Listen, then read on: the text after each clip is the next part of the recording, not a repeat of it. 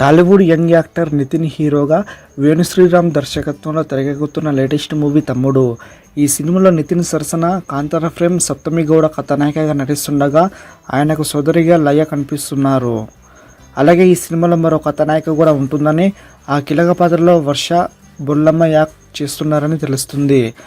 అయితే ప్రస్తుతం వెంకీ కుడుముల దర్శకత్వంలో రాబిన్ హుడ్ మూవీ చేస్తున్న నితిన్ ఫిబ్రవరి 2వ వారం తర్వాత తమ్ముడు మూవీకి సంబంధించి మారేడుమిల్లిలో జరిగే షెడ్యూల్లో పాల్గొంటారంట. సిస్టర్ సెంటిమెంట్తో పాటు యాక్షన్ ఎంటర్టైనర్తో అంగుళ్లతో ఈ మూవీ రూపొందుతుందని తెలుస్తుంది.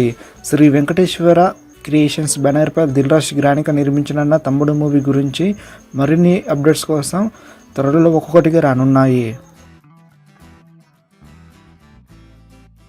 మరిన్ని అప్డేట్స్ కోసం మన ఛానల్ని సబ్స్క్రైబ్ చేసుకోండి.